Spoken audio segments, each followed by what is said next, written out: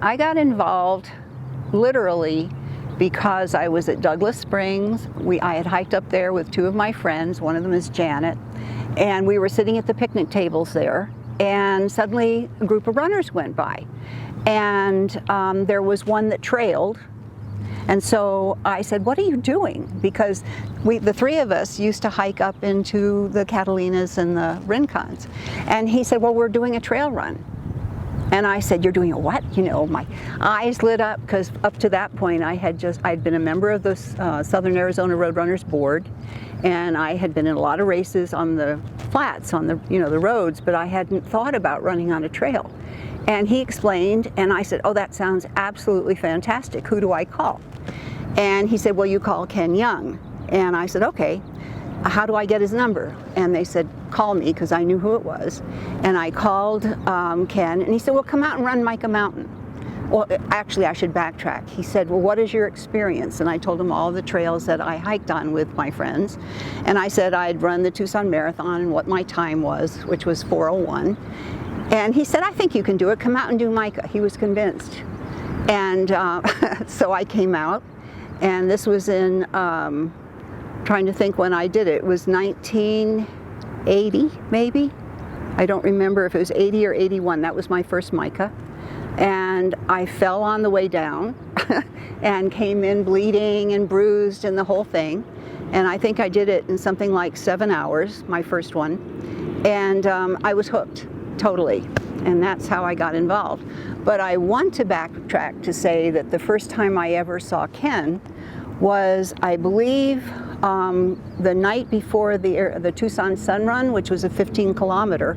And Ken gave a presentation, and I think Phil Stanforth, who was involved with the running club at that time, and with the athletics exercise at the U of A, he invited Ken to give a talk on trail running. And Ken had pictures, and he explained how you should never look at your feet when you're running. You should always look so many yards down the trail to make sure you knew where you were going and what you were seeing. And that way you wouldn't fall, presumably. And that was my introduction to trail running, but I didn't start until, I guess it was a year and a half later. But the way he presented it, it sounded like it was fun. He made it sound like a lot of fun. And as it turned out, it also was very competitive, but I didn't know that. He wanted to introduce local runners to trail running. And he would take different runners on different runs, like Dennis Stonehawker, the famous story that he told me millions of times, where they got up in the snow, practically froze to death, and that whole routine. But he just wanted to get people involved in trail running. And Ross Zimmerman was another person who got involved with a group of women. It was the Tucson Sun Chasers, and he came and told us about trail running too. And so he took a group of women out on the Douglas Springs Trail. That was my first time doing that. Just that, and it was a lot of fun.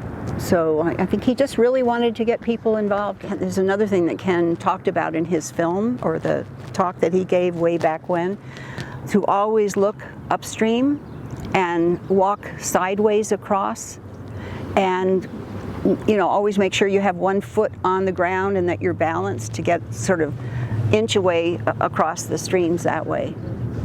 And we did the same thing with on Bear Canyon, the first part of the run, which I gave you a picture for of my husband, going across those, quote, pegs. You always look upstream, not only for just getting a sense of how high and strong the water is, but also to watch for debris that's coming down. And that was a safer way to go.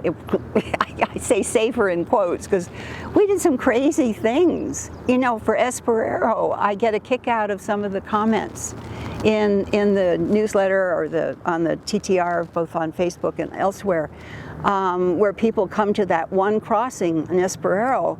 One time I was in the middle, and I'm frightfully afraid of running water. And I was in the middle on a rock. I'd already left one side. I still had to get to the other side, and I froze. Literally, I stopped, and I said, "Oh boy, someone's going to have to come get me in a helicopter." And finally, someone else came. It might have, I've forgotten, I was trying to think of who it was. It might have been Bob Deeren, who I ran with a lot. and he said, just watch what I do. And so he made it across doing certain steps, and so I just stepped where he had stepped, and I got through that. But that crossing a couple years was really scary. I just was thrilled to be out there. Kathy Shipp, she's now Kathy Howard, preceded me. She was the first woman to participate, and I was the second. I met her the day I ran Micah. And I took Cheryl Palin out, introduced her to some of the trails. Melody Varner took me aside after Saguaro National Monument run and asked me about the trails, wanted to start. And so more and more women got involved that way. And it was just an exciting time. But I think it was because he kept the records that it did become competitive, but that was just who he was. You know, even in the record keeping for roads, he advocated separate races where the women would be running a quote pure race because they wouldn't have men acting as their rabbits. You know, he was, but it wasn't in any kind of vindictive way or anything. It was just like, let's get the women out there. Let's get them recognized. And even on the board, he was one of the few who wouldn't say something that I had just said, which you as a woman might recognize. He would say, well, Jennifer said, and you should have heard this. And, you know, so he was that kind of person. He really wanted to include women in the whole deal. But I think that was because he was also friends with Nina Cusick and Jackie, and I can't think, she set the record for the 10K. Can't think of her last name. Anyway, but he was really good. He was good friends with so many women because he advocated for them. You know, he's really a cool guy. One of the reasons I just loved my experience in trail running, and I no longer run, but I do hike, was trail running gave me an entree in a totally different perspective on my life. Up until I ran trails during which I had to really know my body, I had to really know my capabilities, I really had to think about how I felt the morning I went out. I learned all these things, and that information translated over into the rest of my life. So I guess you could almost say I had more courage to do things that I might not have done as a housewife, which I was.